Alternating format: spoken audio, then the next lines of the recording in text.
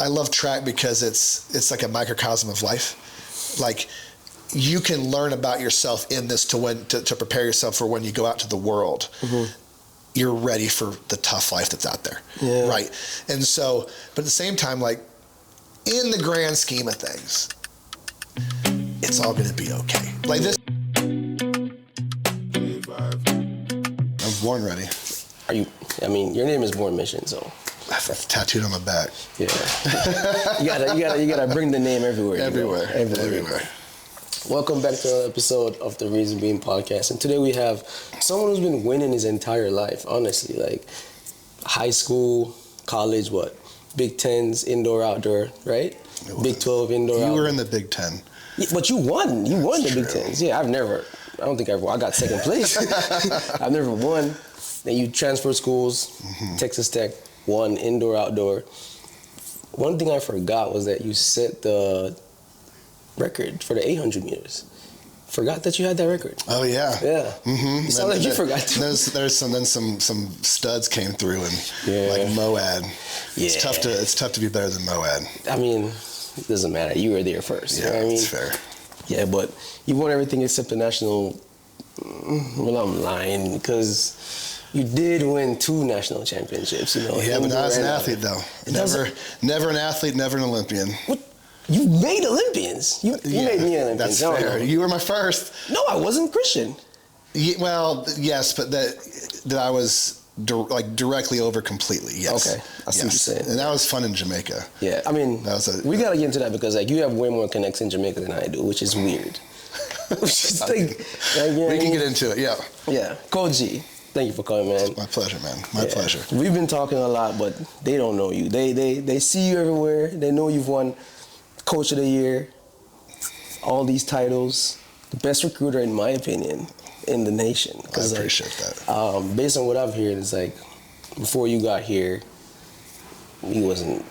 Well, you know what I mean? Yeah, I mean, I would say that I came into a really good situation where Coach Rob had already gotten the men, especially the short sprints, to where they were. Yeah. So coming in, I mean, in my first year, I would say I've won 2 national titles here, which is true, but the first one was kind of given to me. And so, but then, when it's really difficult to hold and sustain, being great. And so, it took a little bit of a hit because you lose those big studs that are going to win 2 championships. And so then but him and I rebuilt it back to win a national championship again. And I think that, that sustainability is, once you do it, a few years later, can you do it again? And we did. And so, but he had already had this thing going, but him and I, we've got a pretty decent thing going with finding studs. Second Kobe, man.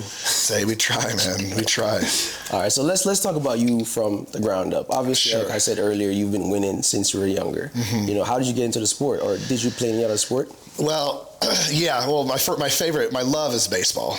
Why do you guys love baseball so much? Because it's America's sport, man. I grew up on baseball. My favorite athlete ever is a guy named Ken Griffey Jr. And I just love baseball. And then when I got to junior high, I kind of did, and going into high school, I kind of did an assessment of what am I good at? Yeah. And I knew I wasn't going to be, I was on the freshman basketball team, but I was, a buck. Yeah. A buck 05 weight with soaking wet. And so I kind of did an assessment of where am I going with this? Yeah. And I was always kind of the fast kid. Mm-hmm. And I was really, I think my biggest attribute, whether it's a negative or a positive at times, it's I'm just stubborn. Mm. And so I could, pain, I kind of enjoy. Really? And so running was just so this is something where I can see if I'm tougher than somebody else. Yeah. This is right up my alley. Huh. And so I just got into that, and I quit basketball, and I quit baseball, and I just started track. And when I was born, I have a twin sister. Yeah. And I had dislocated, so I formed around her. Mm. And I had dislocated hips and tibial torsion and club feet, so I was never supposed to walk.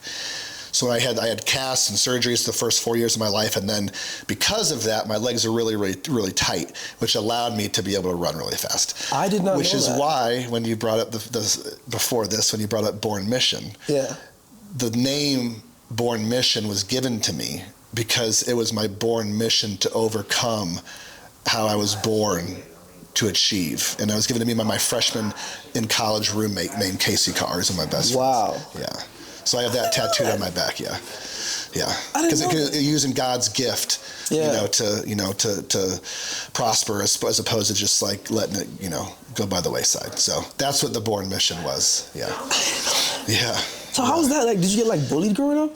Well, my freshman year I did, and so I started lifting weights, and I'm like, and then I was like, well, if I'm going to get bullied, it was like, my freshman year I got bullied a little bit, and I was, and I just got I kind of realized how the world works as far as like friends and stuff. Yeah. So like when I got bullied, I just befriended the biggest guys in high school, so now like no one will bully me again. Yeah. And then I was like, well, when they graduate, like I'm going to be here, so like I got bigger. Yeah. And so it was just kind of like a survival of the fittest type thing. And so I just kind of figured out how life worked really early. So if you were like an animal, what kind of animal would you be? That's a great question. I mean, that is an interesting question. Yeah. If I was an animal, the typical, my favorite animal is the tiger, but like that's a really good question.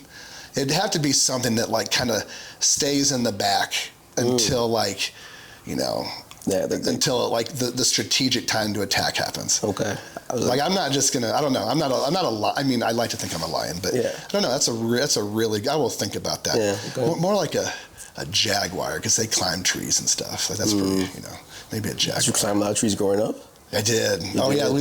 Being in Illinois, like I live in Texas, but we grew up in Illinois, and in the woods and everything. We were back in there climbing trees and riding bikes off of hills and stuff. And that's how we grew up. Let me ask you though, not to like pivot too far, but like you have kids now. Would you ever consider living in Illinois?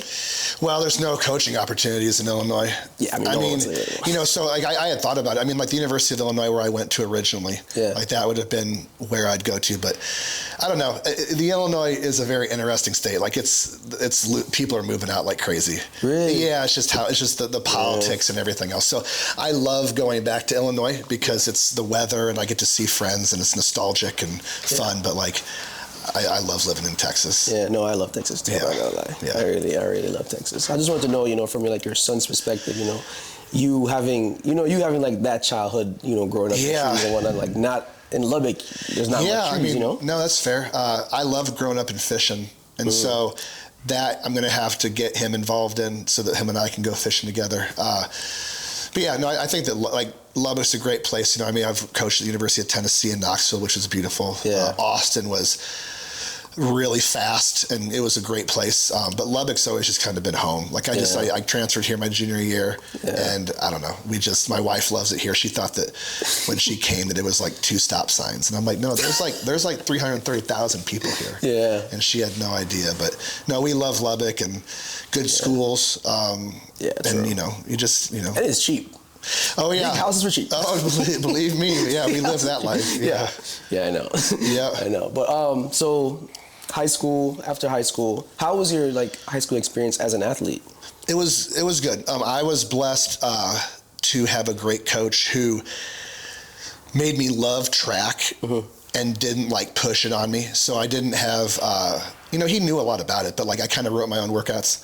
What? Yeah, I kind of figured out my junior year, but leading into my senior year, because I had won state my senior year, or my junior year. Yeah. And then I won at my senior year, and I set the state record. But my senior year, I just wrote everything. I can see that's casually, but continue. Well, it was single A state. It's still. Doesn't matter. It's Illinois. It's still cold. all the great runners are in the South, but we can get into that.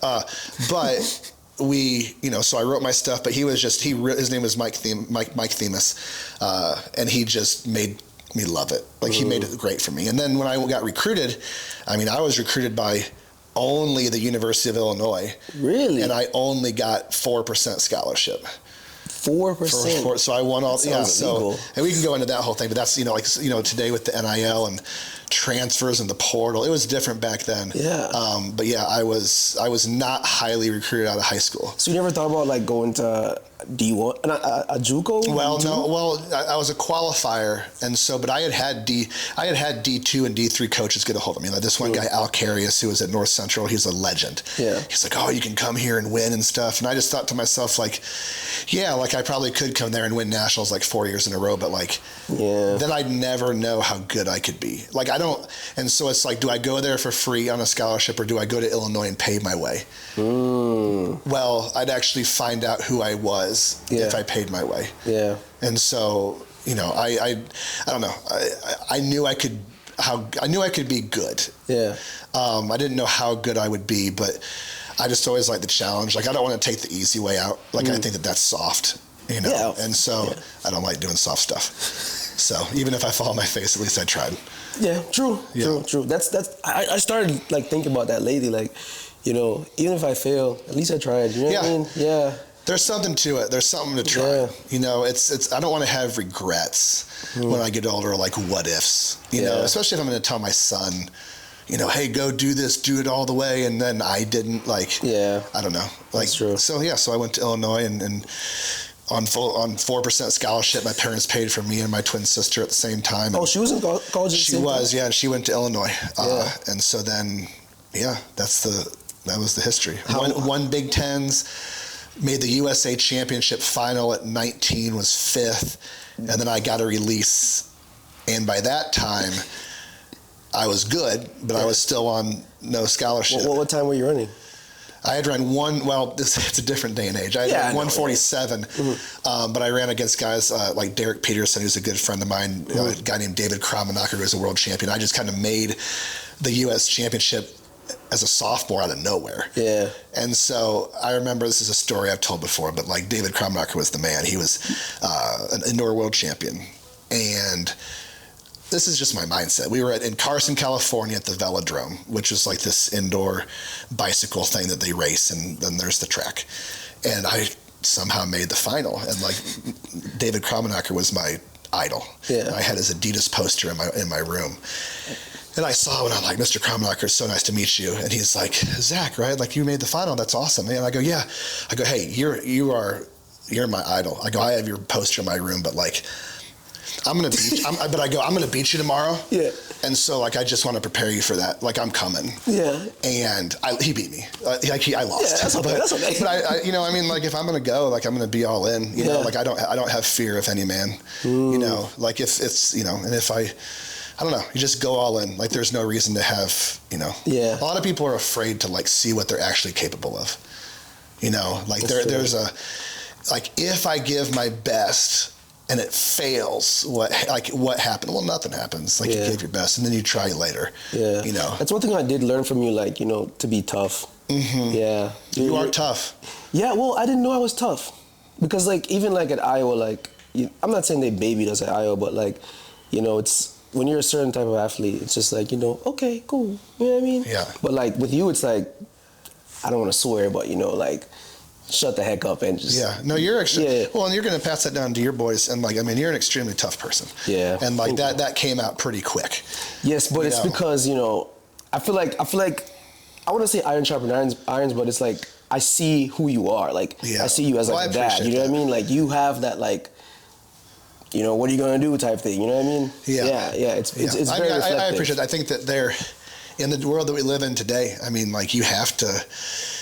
You know, that's kind of how you got to be. Yeah. You know, and that's just how I've always, I was, you know, we talk about college and when I was going to go. Yeah. I was a state meet away from going to the military. Really? Oh yeah. I wanted to fly an F-14 Tomcat more than you would imagine.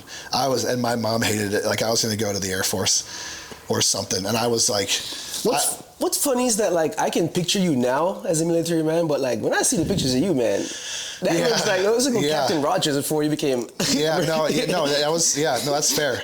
But I just enjoy that part of life. Like, I enjoy being regimented. Like, I enjoy being tough. Like, I enjoy, like, I don't know. It's something that's appealing to me. And I always wondered, like if I could have, like, you know, like a birthday present, where, like, you know, you could do anything. Yeah. I would love to see, and I'm not saying I'd make it far. Yeah. But I would love to see how far I could get in like BUD/S, like SEAL training. I would just love to, and I'm not saying I'm tougher than anybody. Yeah. But I think that challenging yourself to, like, just makes you know who you are. Yeah. You know. Yeah. And I don't know. It would just be really cool to test the limits. And I've tested the limits lately with my injuries. So, like, I mean, you know, whatever. Yeah. But you also do like a mile every year on your birthday.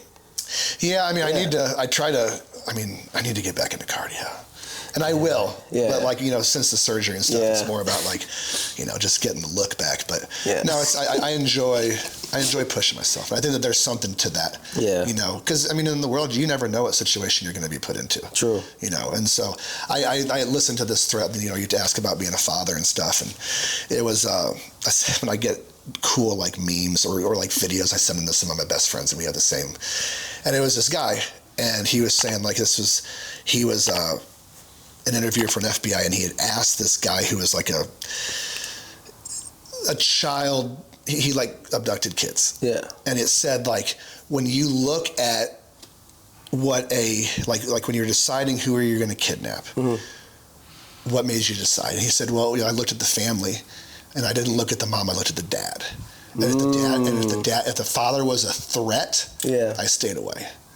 And that's literally what I believe. Like, as a father, you protect your family, you protect your kids. I protect you guys. Yeah, true. Like, no one's going to talk trash to you. And even remember that one guy, random guy? Yeah. But I just think that's kind of that's just what I live by. And I just think that I don't know, it's probably what I would have gone to the military if I wouldn't have won state my senior year. And it would have been awesome. Who knows? Who knows? Yeah. You probably wouldn't even be coaching right now, honestly. Oh no. I'd be. How far do you think you would get? Oh, I would have flown. Yeah. Yeah. I would have flown a fighter jet. Yeah. Yeah. Nice. That was my dream. Yeah. We went, even when we were at Nationals a few years ago, we went to see as a team Top Gun 2, or the second one, in Oregon. Yeah. And we left there, and I'm like next to Coach Keatley, and I'm just like, I chose the wrong profession. I should have gone and done that. But I'm where God wants me. So. Yeah. True. So, okay, let's talk about releasing, because like even that's like news to me. Like, I didn't get released. You know what I mean? What was that experience like? Yeah, well, back in the day, you'd go in and you'd ask for a release, and then you'd talk to the compliance, and then that release could be like sent to people. But so I was in the Big Ten at Illinois.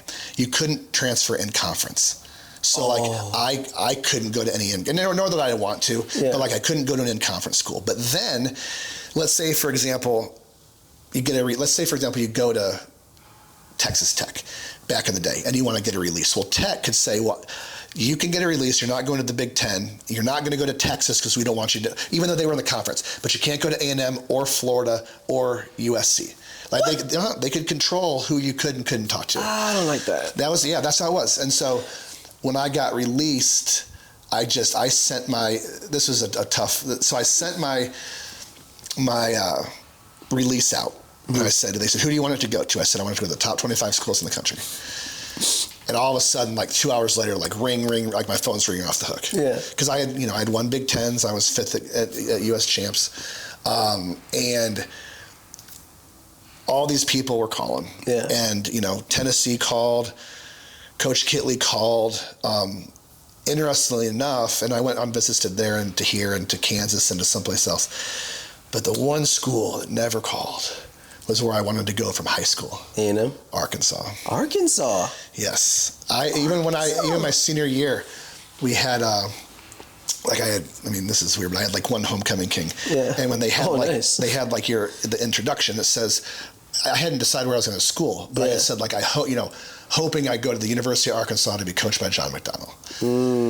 And so we go through the visits. I sit down with Coach Kitley. He's the guy I need to go to.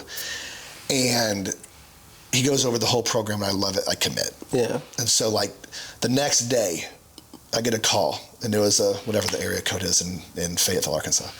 And it was John McDonnell. And he goes, Zach, is John McDonnell here in Arkansas? And in his Irish voice, I'm not good at that. I didn't know he was Irish. I think so. He has an accent. I think he had an accent. He's a legend, though. Yeah. And he's like, I'm pissed. Compliance had your release on the fax machine for 22 days.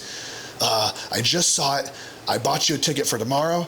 I already have your host picked out, and I'll pick you up when you get there. The flight's at 7:30. And I'm like, Coach McDonnell, like, I already committed to Texas Tech. He goes, tickets bought. I'll see you tomorrow. Yeah.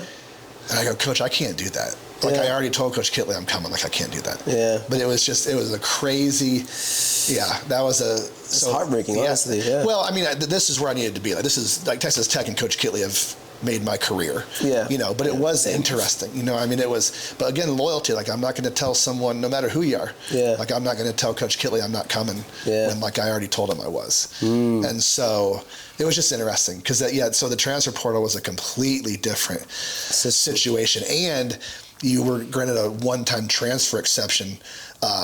And so, you could compete the next year, but it was just a different day and age. Yeah. Nowadays, the kids have the power there. It was. Yeah, we can talk about that a little bit too. It was not. I did not have the power. Yeah. I didn't know they could restrict you from going places. I don't know if I like that. Yes. No, it wasn't cool. Yeah. But it was, That's what it was. Yeah. Interesting. Mm-hmm. So what about Coach Kitley that you liked? Well, every coach that I went to talk to, I was like, hey, like, I've already, I was at Illinois. I've won championships. I've beaten the guys that you have. Yeah. And I hadn't beaten Coach Kitley since he had Jonathan Johnson, who was a national champion, Olympian stud. Yeah. But, and so I was like, sit down. And I told every coach, sit down and talk to me about the plan. Like, how are you going to get me where I want to go? And this is you by yourself? By myself, yeah. Wow. And I go, I've been to football games. I've been to this. Like, I don't need to be impressed. Like, I was at the University of Illinois. Like, our basketball team made the national final, and like I know, like I understand sports. Yeah.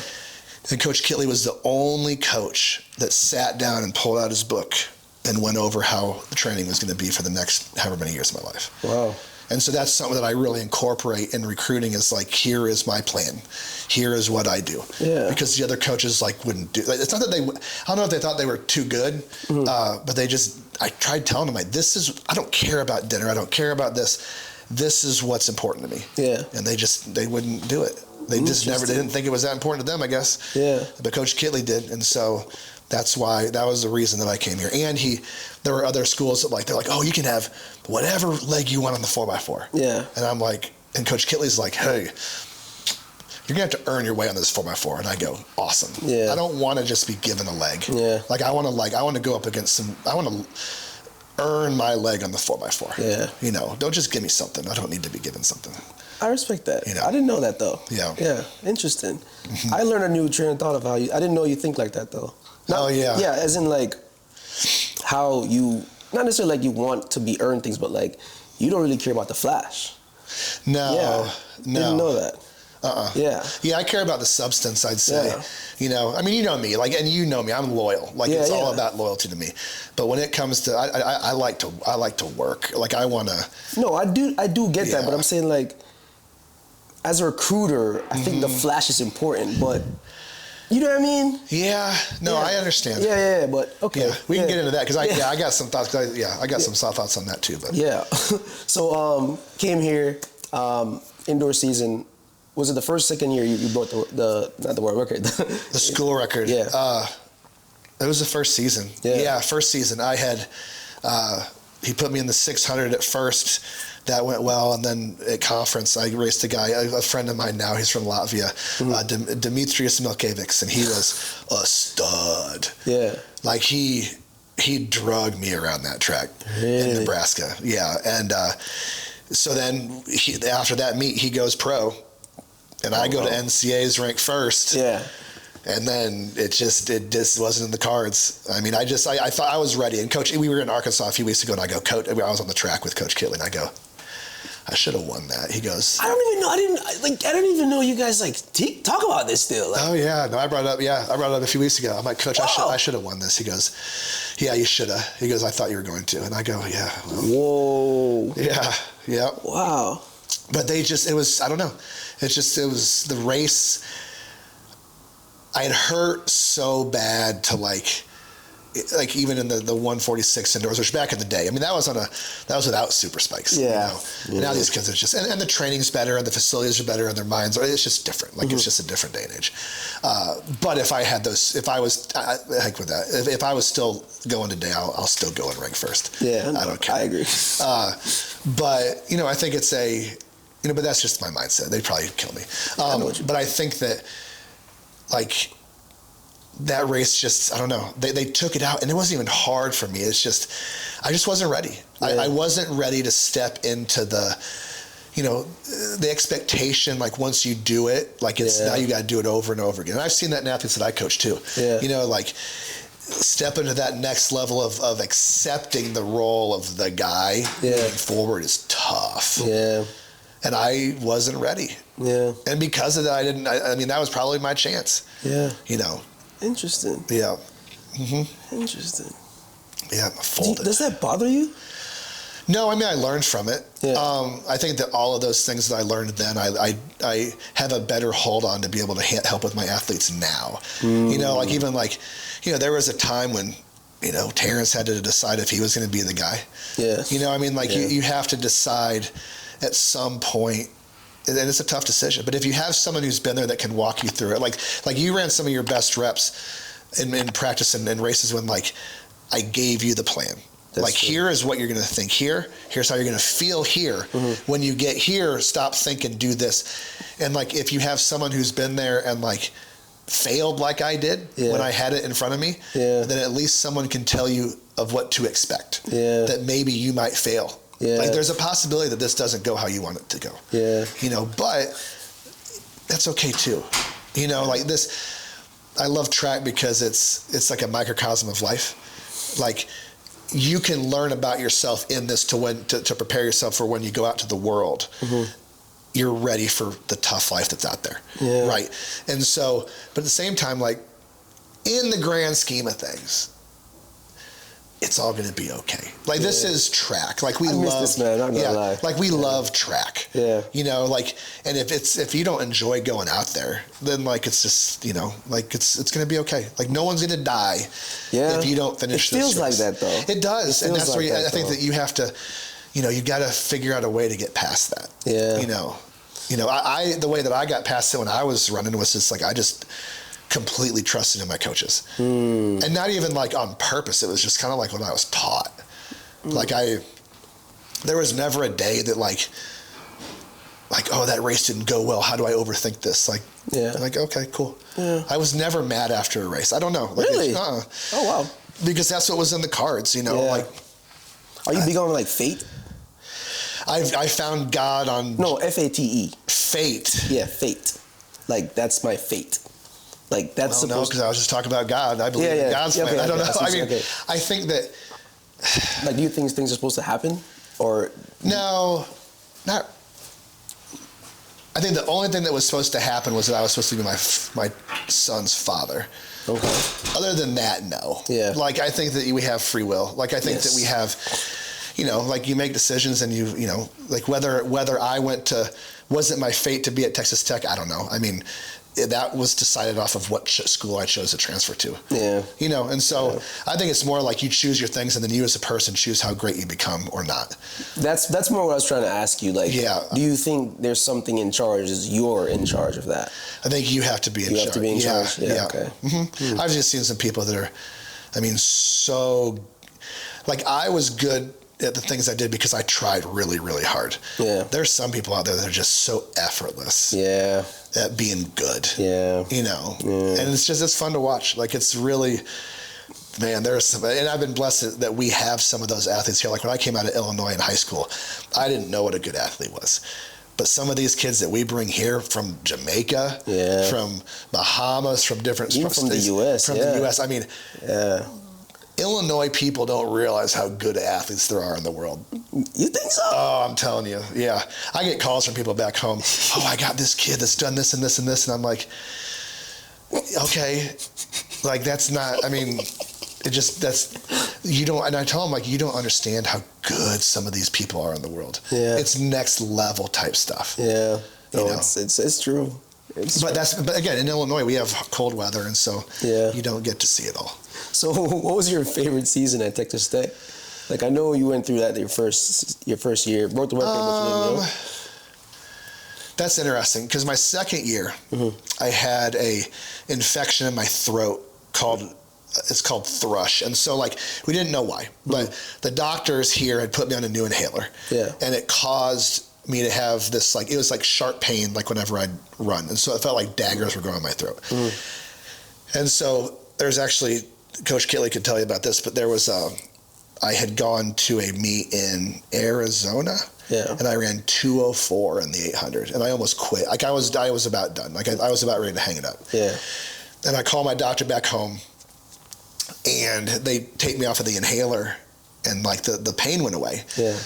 But I forgot how to hurt. I forgot how to like push through the barrier. Yeah.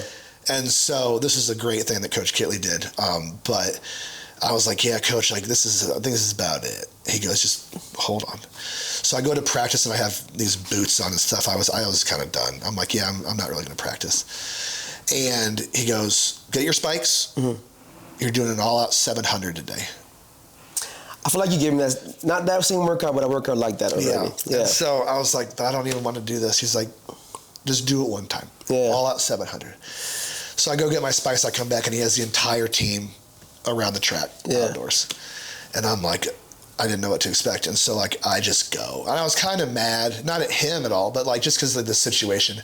So I didn't care how bad it hurt. Yeah. I didn't care. And so I came through the 6 at 116 and I came through the 7 at like 130, I don't know, 130 something. I was flying. Yeah. And it might have been like, 130 low.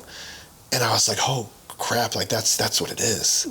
And then the very next meet I go and I win conference. And like he fixed me. Like and that's why I try to tell kids, like everyone's like they try to have like they're in a bad spot or they're searching for like the answer. They're searching for meaning. Well, yes, and maybe meaning will help them, but they're searching for like the workout or the feel or they're stuck at like a time or they're not.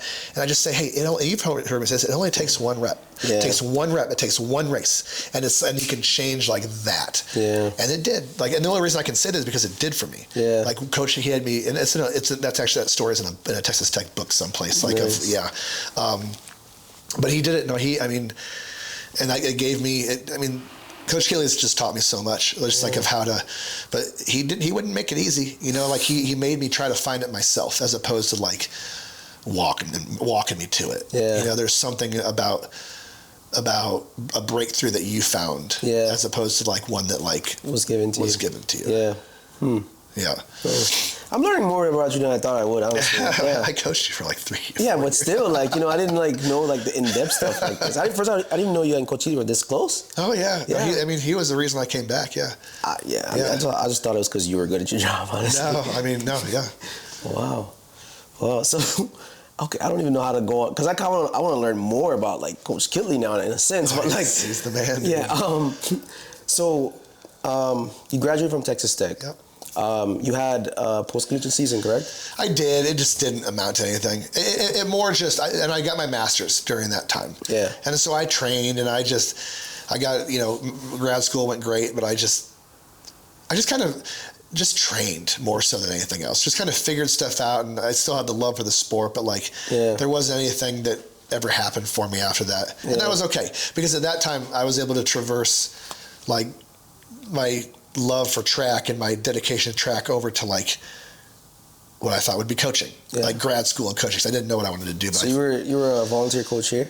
I was, yeah, for Coach Kitley first, and then I realized like his role is very specific, like head coach of just 800 meter runners. Like I'm not going to really go any place if I'm just an 800 meter coach. So I traversed over to Deion Miller and the sprints and learned from him, and then I left after my master's and went to A&M, and I learned from Pat Henry for a year. You've had I didn't know you learned from Pat Henry. I knew you were at A&M. I didn't know it was like... Yeah. And so I was with him, and Vince Anderson was there too, and he's an amazing friend, and he taught me so much. But I was with the men and Pat Henry. Yeah. And I was the proverbial like short sprint coach. Yeah. So I had like a kid named Michael Bryan and PJ Hardy and Gerald Peary. Yeah. And we won nationals that year on the men and the women. Nice. And then I went to Eastern Michigan University. Yeah. How was that? It was cool. It was cold. There was a good head coach there, Sue Parks, and I got to learn a lot. I learned that I love coaching women, but I like to coach both. Like I there's coaches that are like just women's coaches. Like I couldn't be just that. Like there's something like I like to the different dynamics of coaching men and women. Like I like the difference. So I was there for 2 years, and then I got hired. This is crazy. I got hired as the distance coach at Illinois with my kid's godmother, Tanja Buford Bailey. Nice. And we were going to kind of get rid of the distances and then just me and her like coach the sprints up to the 15. Yeah. Well, then when I got there, she went to Clemson that day. Dang. That day she got an interview from Clemson and she goes, would you come to Clemson with me? And I'm like, yeah, that's cool. Like I would do that. And then Clemson offered her the job, but then Texas came calling and she said, she's like, yeah, like this, I think I'm going to go to Texas. And I knew that there wasn't another job for me there. So I'm like, oh man, like I'm kind of like stranded at Illinois. Yeah. And then Pat Henry, I'm sitting there eating gumbo with a friend of mine named Adrian Wheatley, who's the head coach at Ball State, who's a loyal dude. He's a great person. I have some inner circle people that like are just rock solid. They're good with names, I'm noticing. Yeah. And so Pat Henry calls me when I was eating with Adrian, and he said, "Hey, so Zach, what's the story? What's going on?" And I'm like, "Oh, I don't know, Coach." He goes, "Tennessee's still open," and I'm like, "Oh, okay." He goes, "I'll call you back. I'm going to call JJ." Yeah. JJ Clark, the head coach at Tennessee. So 10 minutes later, there's a number that I don't know what it is. Yeah. It's 865, I think it was. Knoxville, Tennessee, JJ Clark. He's like, "Zach, just talked to Pat Henry." He goes, "I want to bring you on an interview tomorrow." Sheesh, so went there because of Pat Henry. Went there and got the job at Tennessee. Yeah. And then I was there, the men's sprint coach there for 2 years. Yeah. Got Christian there. Did you recruit him there? Yes. Nice. Yeah, Christian was a football player. I found him this is interesting. I found him at a high school meet called the Need for Speed 2 meet in Atlanta, Georgia. Yeah. And I saw him, and he only ran Christian, if you see this, you'll agree with this. He had ran like 21:75 and like 10:79. Yeah. And I watched him run, and I'm with a buddy of mine named Rodney Stoker. He was our distance coach. And we leave, and I text one of my best friends. His name's Jason Young. He was an Olympic thrower here for Team USA for Texas Tech. Yeah. And I go, "I just found the next world champion." Just like that? Just like that. What did you see? The way he struck the ground. Yeah. Was he always like... He's just powerful, but he had an elite way that he struck the ground when he ran. Where do you think you get your eye from? Honestly, Christian Coleman. There's different people. Whether it's USATF, they have like a model that was made by a guy named Ralph Mann, and so they have it's kind of like a very broad, where they take the attributes of all the different great sprinters, and they put them together, and it's kind of like everyone has their own little artistic differences, but there's like certain things that you do well, and I made my model off of Christian, off of the way that he accelerated, the way that he struck the ground. And like, he strikes the ground harder than anyone else I've ever seen in my life. I mean, he's the indoor record holder. He is. Yeah. And so that was, at any rate, so I had seen him run, and I called JJ and I said, "Hey, like, I want to get this kid a full scholarship." And JJ says, he kind of made some calls around to some different coaches, and they all said, like, "Oh, he's not worth it. He's not." And I said, "Coach, put my job on it." What? Yep. Just got the job? Just got the job. And I said, "If he does not turn out to be anything, you can fire me."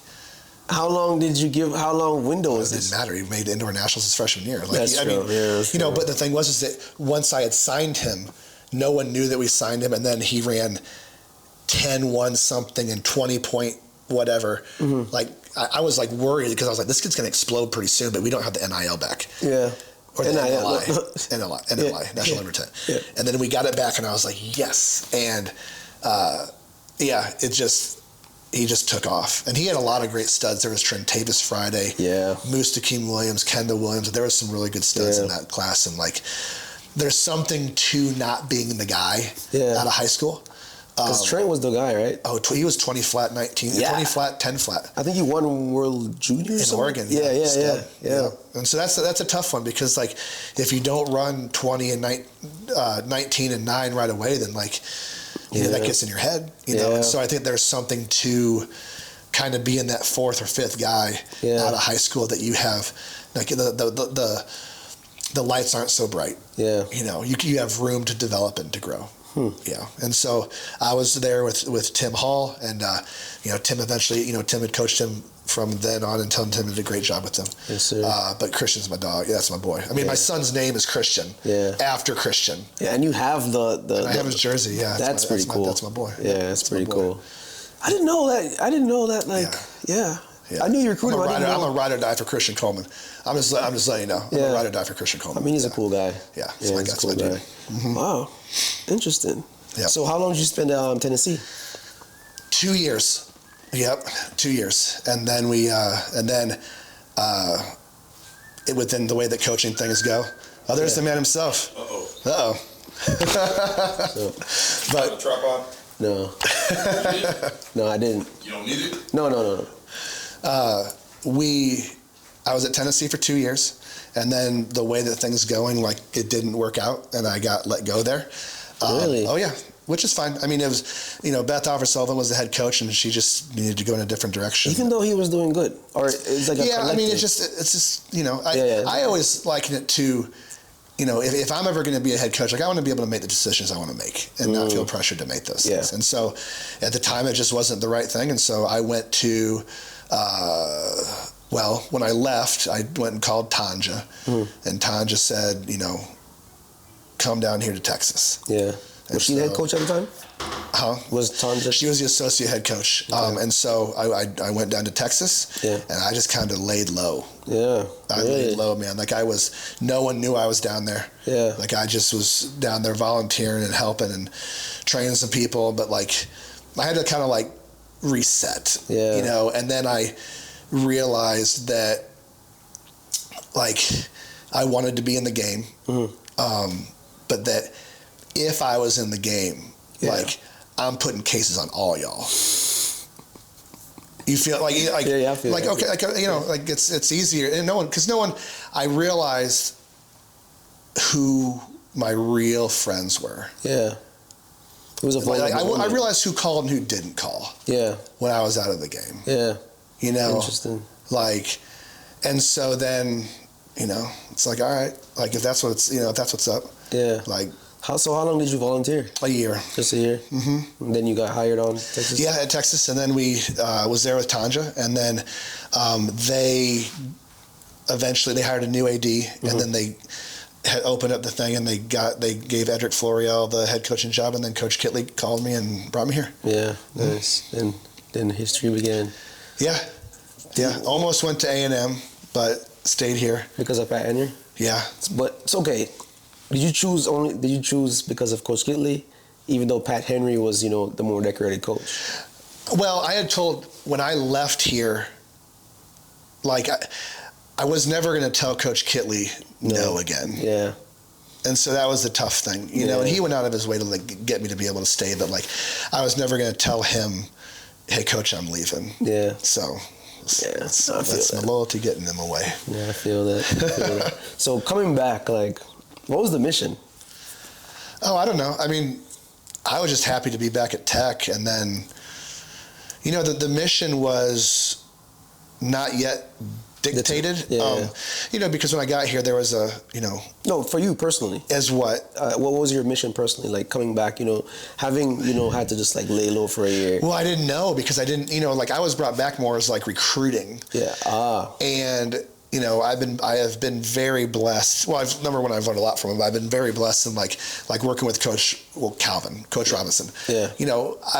He has allowed me and I have these conversations in our ever many personalities. Yeah. To be me. Yeah. Not judge me. Yeah. But also allow me to grow and to, like, find, and to, like, do what I do and stuff. And so, I was here originally, it was, like, recruiting and stuff. And then from there, like, it became, he kind of just allowed me to, he traversed the long sprints to me, which was not something that he had to do. Yeah. Like, that was just, nobody else had ever done that for me. Like, why would he? But he was very, we were in this together, and we have a really good relationship. It's like, that's true. We work. He's more the father figure, and I'm more like the crazy uncle. Shaq and Kobe, man. I know. Shaq and Kobe. And so it works. And so, like, we have a really good culture. I think that's one thing that we do is that, well together is that we have a good culture. Yeah. We do not have a bad kid in the group. They're all good people. True. They're good, and they're knuckleheads sometimes, but it's we have a good culture, and that's why it's I never wanted to be. You go to work and there's like coaches that like don't like each other. This like I love being. I never understood that, honestly. Well, it happens. I've seen it. I never understood that. Yeah, but it's every day like I get to come to work with friends. Coach Rob and Coach Hurston, and then like Coach Kitley was my coach, and Coach Falcons is fantastic. He's one of a million, but he's So we're we got there, and I just did my role, and then I wanted to. Just whatever my role was, I wanted to do the best that I could. Okay. And Coach Rob allowed me to expand that role. Okay. So recently we had on Antoine. Yeah. And he spoke a lot about how you were very critical and very informative about how you recruited him. Okay. And I've heard that before from Terrence and I think Rose. Okay. That you don't. Yeah. So what I want to know is like what. I like that kid. He's a good kid. Yeah. So what do you do? How do you recruit? I care less about track. Like to me, okay, if I'm going to bring you here, yes. Okay. And I'll say this, like Texas Tech is a great program. Yeah. So is Georgia and Florida and USC and A&M and Texas and whatever. Yeah. All these places are going to have great facilities. All these places are going to have great trainers. They're going to have, like they're going to have weight rooms and this. So it's like, you got to get to the point of like, I always tell them like, you're going to choose this place based off of a relationship, off of a coach that you're going to just want to be around every day. Yeah. That's it. Yeah. That's all. That's all? That's it. And so like, I try to get to know them. Like what do you like? What makes you tick? Oh yeah. And I think that I try to like relate to them. Yeah. And so the older that I get, I'm 41 now. Like I don't, you try to be like Peter Pan. And so like to stay young and to stay relevant, but like, I just try to like, relate to them, figure out like, what are things that we have in common? Yeah. Like Caribbeans. Yeah. Like it's easy. 'Cause like my wife's Caribbean. Yeah. So like, I see what you're saying, but also like, you aren't Caribbean. I'm not. Yeah, but you relate well to Caribbeans because, like, even Vashawn, like, you got it here. You know what I mean? I think that it all. Yes, I appreciate that. I think that it goes to. Okay. The only way that you're going to get an athlete, maybe I get the first athlete from Jamaica, like my first one. Yeah. The only way that I'm going to get my second one is if I do right by the first one. Because if I do the first one crappy, I'm never going to get another one. And so what you have to do is like, you have to treat the kid how you tell them they're going to be treated. Like whatever I tell them in the recruiting, I have to follow through with. Yeah. Like I have to be that guy. Yeah. On the same lines, I get close to the mother. Whether it's Carrie Ann Barclay, who's Vashawn's mother, who I love, or Tara Jones, who's Terrence's mom, or whoever. Yeah. Like, it is important that like they know that like whenever anything goes down, like you can like I will make sure that this is okay. Yeah. I will make sure they're good, they're taken care of, whatever else. And I think that if you do that, then you over the years start to gain respect. And it's not quick. It's not just one person. It's like it's doing right by people for a long time. Yeah. And then because I could, like, we had brought in a Bahamian girl recently from the same island as Terrence, and I said, I don't know, like, what I can tell you. Yeah. But you just need to call Terrence's mom. Yeah. And because if you want to get to know me, like I'm a used car salesman, like I can say anything to you, like I can give you these hopes of like Olympic golds and whatever, but like why don't you like actually talk to someone who like has dealt with me for 5 years? Yeah, true. And then you can decide if you want to come here. Yeah. And so I just think it's and I've had some people that have, Tanja Buford Bailey, she introduced me to some great Jamaicans. Like I have a good knit of like small group of people that I go to down there. Yeah. I wouldn't listen. Okay. Let me be honest. When we go to Jamaica, this band's in the box office. So I wouldn't say I do love going. I do have fun. So you know what I mean. So it's not necessarily go to the dance hall. Yeah. So it's not like you're like a guy. I just love people though too. I don't know. I love relationships. Like I think it's fun to like meet people in their place and like get to know them and like how they. I don't know. I just enjoy people. Yeah. I mean, you do have a good personality. I thank you, but I don't know. Like because nothing that I bring is bullshit. Yeah, that's true. Like it's just if I can't come through with it and I can't do it for you, like I'll just tell you. Yeah. And so I don't know. I think that if you treat people like that and you come to people with that, then they realize like, oh, he's real like that. Yeah. Then like they know what to expect, and that's all people really want. Yeah. It's just honesty. That's true. And not bullshit and like, oh, I'm gonna take you here and here. No. I can there's a possibility that this works out exactly how you want it to. Yeah. You have to put the work in. You gotta have a little bit of luck too, but but everything I can do, I will do to help you get there. Okay, luck. Yeah. How important is that in like track? When track is it's an individual sport, it's a performance-based sport, and it's literally on you. Like, how much of luck is it? Yeah, that's a great question. Luck. I mean, you got to believe in luck. I think that. Oh, you don't have to think deep about it. No, I know. I mean, I've seen a lot of situations where crazy, awesome things happen for someone that it never, that things had to line up in a certain way for it to happen. Yeah. The only reason that Terrence ever became a 100-meter runner was because at Kansas State in the downpour rain, we didn't have an anchor for our 4x1. And so really, I texted him the night before.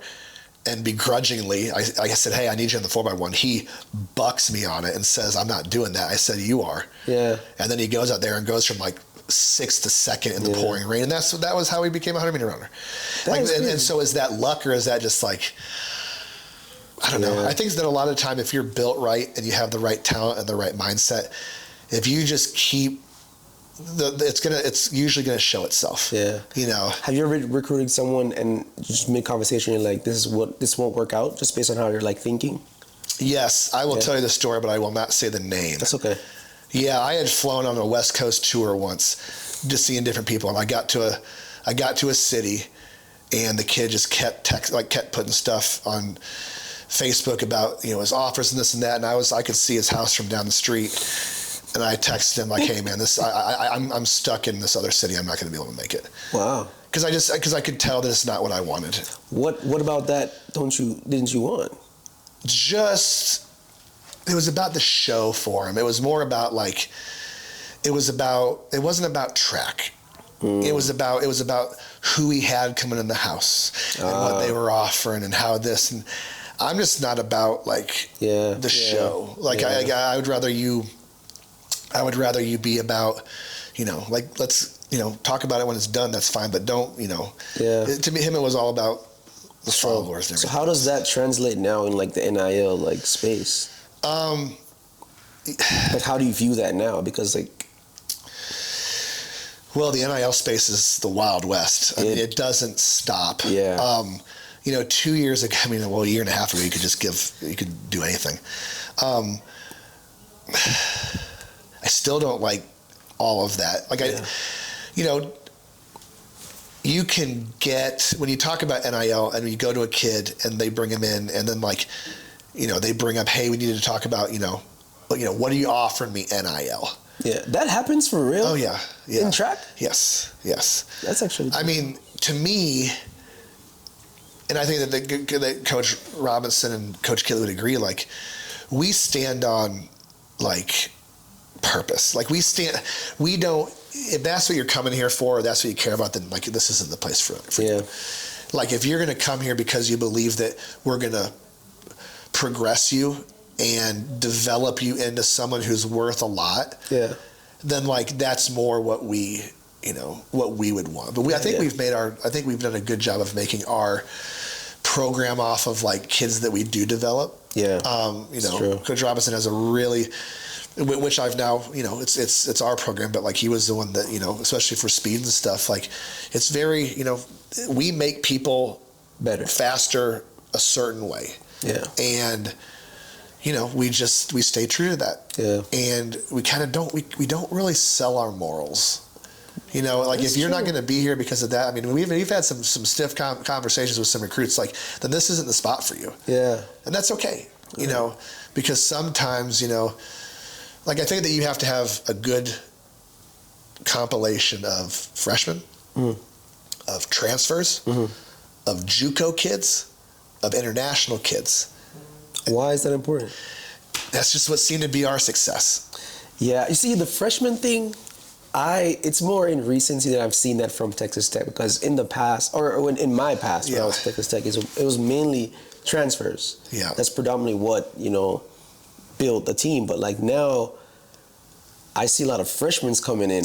And This year, I mean, more so, but at the same time, I mean, yes, but then we had, you know, the mid-years and stuff. I just think that when you have, for us, and maybe this isn't for everybody, but for us, when we have a good combination of those, like a good mix of domestic kids, international kids, high school kids, transfers, JUCO kids, that's when we're our best. Yeah, I mean, we did win 4 titles in 1 year. Yeah, those were off of a kid that transferred here from Maryland, a freshman who grew up through our program who was a international, a transfer from Florida State, Debo, who else was there? I mean, then Antoine, a freshman international, Sean Brown, who's a JUCO. I mean, like now we've touched every one of those. You know, interesting. So, how important is like personality in your recruiting, or is it more about like the time of like what the person is running? Because like I know you said like back in the day, you know, Christian Coleman wasn't the guy. The spotlight was not on him. But like you now as a recruiter, like what do you but Christian Coleman's a dog though. Like, but he still wasn't. No, but you could tell. You could tell that he was a dog. Yes, I see what you're saying. It's when you're looking at time matters. To an extent, yes. I mean, a good extent, because you have to get someone's attention. And then you have to have an eye, and you have to like be able to see what you want, and also what fits your program. Because even though a kid might, by your eye, might look fast, or they have talent, maybe that's not the type of talent that fits your program. What do you mean by that? I mean, we are in the grand scheme of things, whether it comes to speed and like sprint training, you have like different. Like there's a spectrum. You have your, you know, I would say like, and they're all great coaches. Like you have your Carol Smith Gilberts. She's from the Tony Wells system. She's an amazing coach, and that's more like, from what I understand, like shorter plyos, shorter speed. Like that's how they. Then you have on the other side. Let's say that's 0 on the spectrum, 0 to 100 as far as volume. Then you have like the Clyde Harts. Baylor back in the day. I mean, they did, you know, 20 by 200. Really? You know, and then they would chop it down to, you know, however it would be. And Mike Ford, he's more speed-based. But so there's a spectrum. We are probably like, if there's 0 and 100, we're probably like, I don't know, in the middle, kind of. Like we're not either, you know. And so, like, we have to choose, like, okay, is there a kid possibly that fits our program or not? You know, based off of what their height is, their abilities, their speed. Maybe they, you know, do we want a kid that's, you know, would you want a kid that's ran 46, let's say 46 flat with a 20.8 200?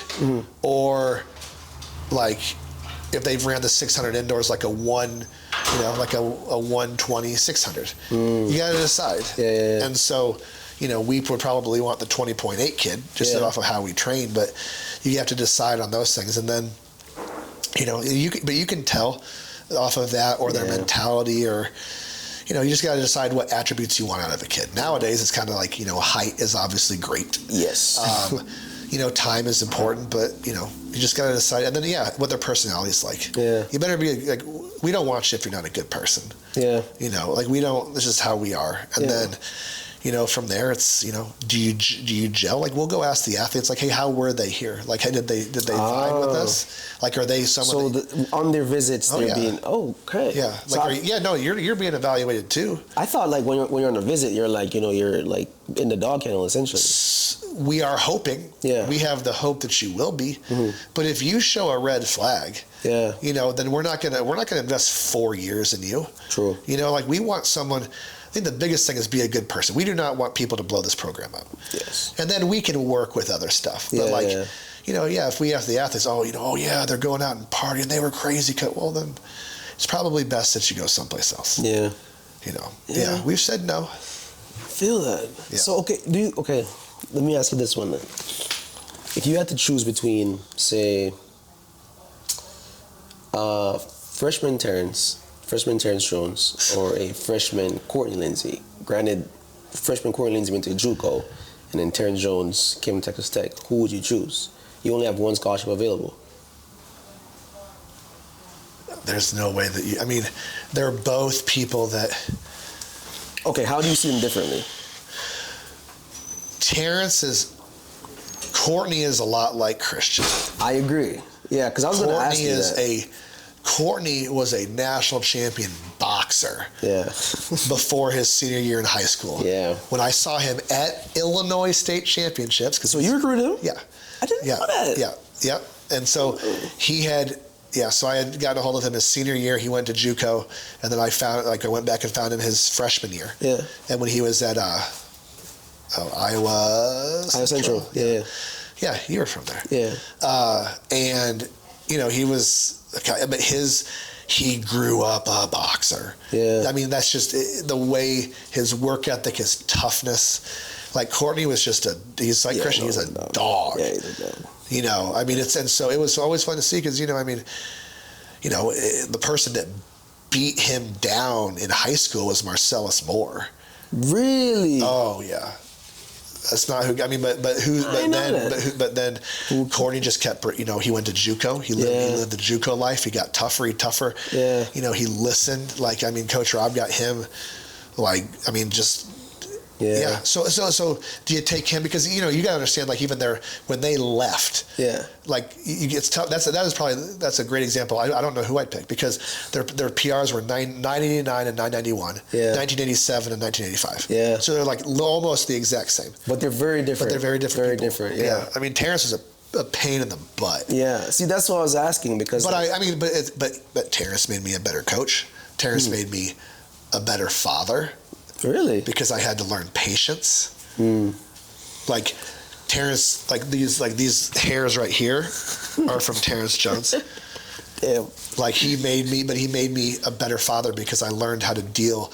Not how to deal. I learned how to be patient with someone that like was figuring stuff out. Yeah. How much time do you think it's worth, waiting on an athlete? Because I understand, Terrence was Terrence Jones. Yeah. But like, on an athlete, like, let's say, I don't even know. Let's use Caleb, for example. Yeah. He had a slower development compared to, no. Well. Not necessarily. No, I'm trying to think of a good example of what that is. You know what I mean? Like, the talent isn't as evident. I'll tell you one that I didn't coach directly that was like that was Jacoby Shelton. Coach Rob did a great job with him. Yeah. He came in not overly recruited, but just you could tell he was talented. Yeah. I mean, his freshman year, he was the anchor on the 4x1 of the national championships. That was okay. Do you think that was luck? And then no. Okay. I think that he had some of the other guys took some of the pressure off. Yeah. I think he was also a tough kid. Yeah. Who had the mind. He wanted to be in the heat. Yeah. He got third place in that race, and then eventually became the indoor 60 and 200 meter champion. Made it to indoor nationals in Birmingham, in the 200. Like, he's a good example, but he just with him, Coach Rob just kept chopping away, fixing different things. Like, you could always tell he had the talent, but he was just raw. Yeah.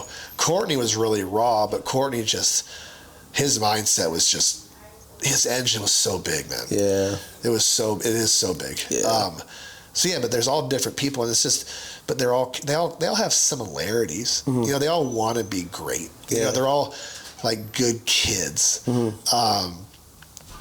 They're all funny. Like, they're all different people, They were all involved in the situation with the guy at the fueling station. Courtney has, his hands are registered. Yeah, I know, weapons. Registered weapons. But yeah, it's sometimes as a coach, do you get lucky that maybe you find one that, and I think that we've had that, but I think we also have identified some good talent too. What for you though, like, in the instance that, like you said, I almost lost my train of thought, but you said that you need to have you need to be ready to accept that role. Sure. With Terrence Jones, it took him a while to accept that role. That's what I'm saying. Like, at what point? Why did you not like give up? Is what I'm getting at. You know what I mean? Like, because honestly, maybe I just didn't have the patience. Well, you and I had a lot of conversations about that topic. I agree. Or is it just the trust in the parents, and he's like international? I don't know. I just think he was never. The thing about Terrence was always a good person. Yeah, that's true. Even when Terrence was quiet, like he was never disrespectful. True. And so you could always see like he wanted it. He just had to. When Terrence got here, he was like this emotionally, and then eventually, so it was like this, and then it was like this, and then it was like this, and eventually it was like.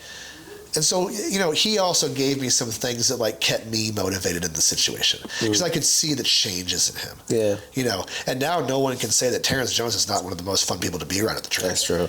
People don't even Terrence know. Jones is one of my favorite people in the world. Yeah. People don't even know who he was before. No, but I'm so proud of him because of how much he grew. Terrence Jones back then, like I'm like his dad away from home, I suppose, but like he didn't know who he was. Yes. Terrence Jones will be a phenomenal father. Yeah. Like he is a completely different person. And I think I'm more proud of that than I am of like his accomplishments. Yeah. Because like that's really cool to see. Yeah. Yeah. Okay.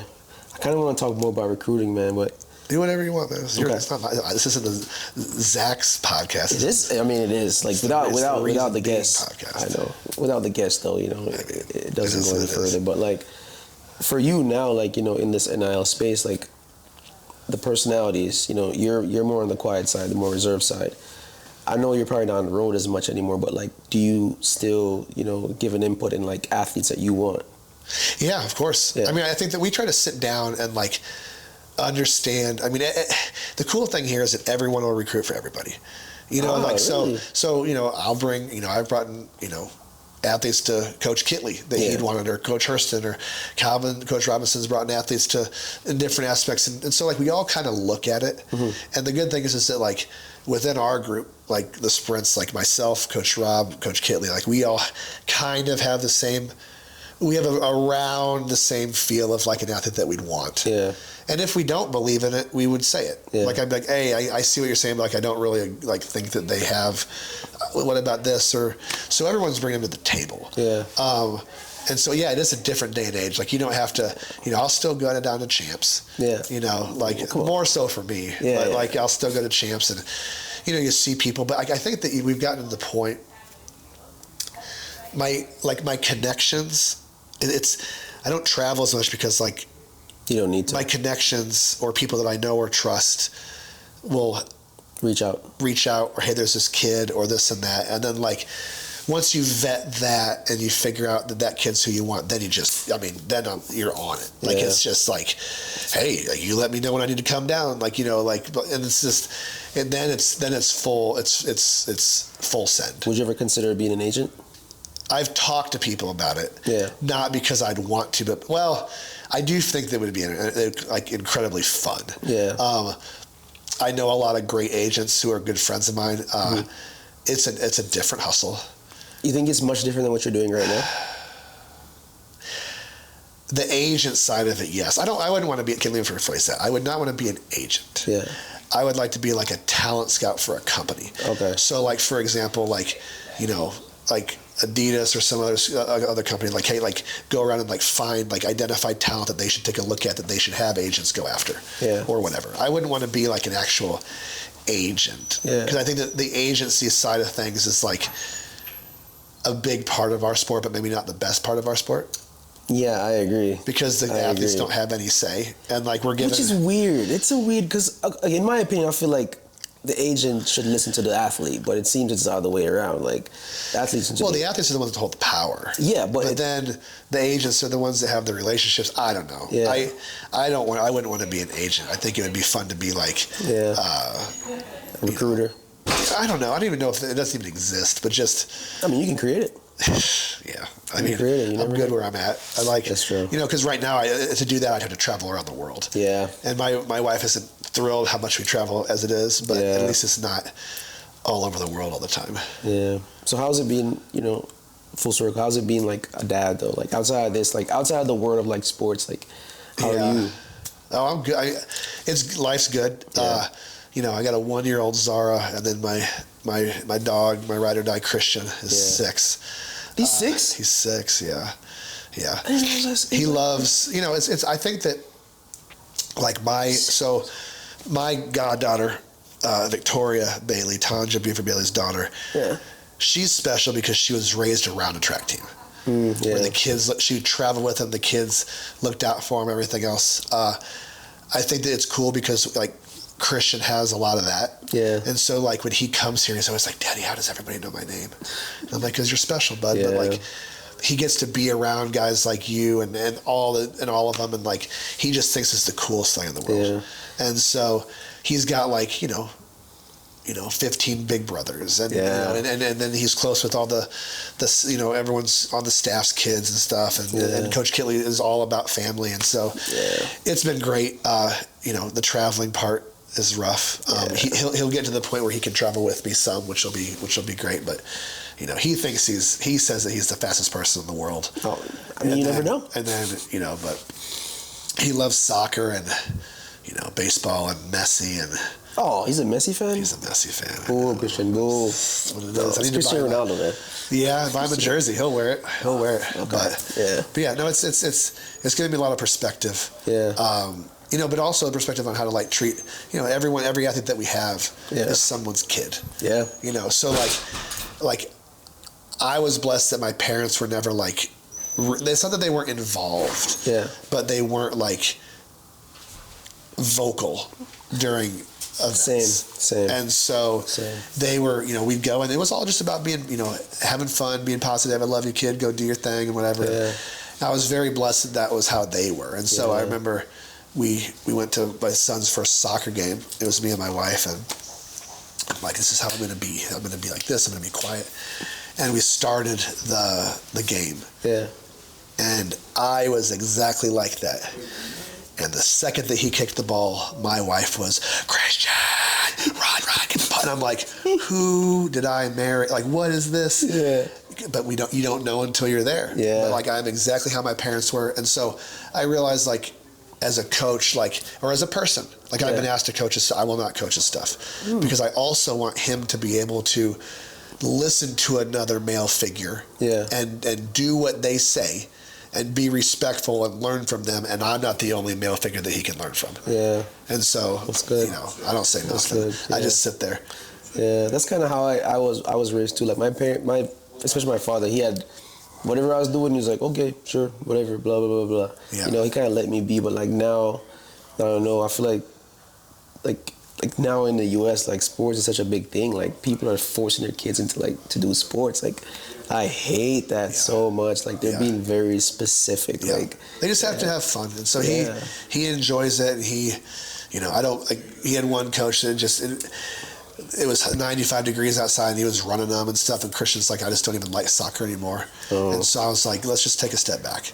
Oh, so you like? Oh, I talked to the coach. I'm like, hey, here's where we're at. Like, he's like, well, he needs to learn to get tough. And I'm like, well, there's a time and a place for that. Yeah. I go, if he's not having fun right now, and he's 5. Yeah. If he's not having fun right now, then this isn't for us. Yeah. And so, I just think that, keeping, letting him have fun and be around the team and. It's being a dad. I mean, you're a new father of twins. No, it's nice. But it is it's the most rewarding thing. Dude, it's very bad advice, but I feel like people should just get kids whenever they can. Like, it's bad because it feels so good. Like life just gets better. Yeah. Like, you know what I mean? I find myself looking through photos and videos, and like it's the only thing that makes you that can out of nowhere make you smile. I mean, my son is he's everything. Yeah. It's just. No, it's the nicest thing ever, man. Yeah. It's so nice. I love it, man. I don't know if I wish I had them earlier, but like I'm glad I have them now. Well, this is when God wanted you to have them. True. This is the perfect time. For some reason, this is when you got them. Yeah. That's true. Yeah. Any advice to any future athletes or prospect out there, or to your son? Actually, give advice to your son, man. You'll see it like years later. To my son, eat more at dinner time. Like, stop, I don't know. if you're going to do something, number one, find what you love to do, but then unapologetically go all in. Mm-hmm. You know, I think people are just, people are afraid to go all in. Yeah. Like never, head first, spine breaking head first. Yeah. Like just go for it. And if you fail, you fail. Yeah. But like, you know, you'll learn a lot more about yourself. Yeah. I don't know. That's just how shoot first, ask question later. Well, I live like that. Yeah, that's exactly how I live. That's kind of how I live too. Yeah, it's a bad habit, but yeah, I think because my dad is opposite of me. He's asking questions, then he shoots. No, especially as a father. I mean, you gotta, you are the leader of. It goes back to the quote I said earlier. Like, I mean, you're the leader. Yeah. You know, you're the one that makes the decisions. Like, but have fun, but just find something that you can just go after with everything. Yeah, man. Appreciate it, Koji. Yeah, man. This is really nice, man. Always. Yeah, this was good. I learned a lot. I'm not gonna lie. I did not know this much about you. First of all, I didn't know like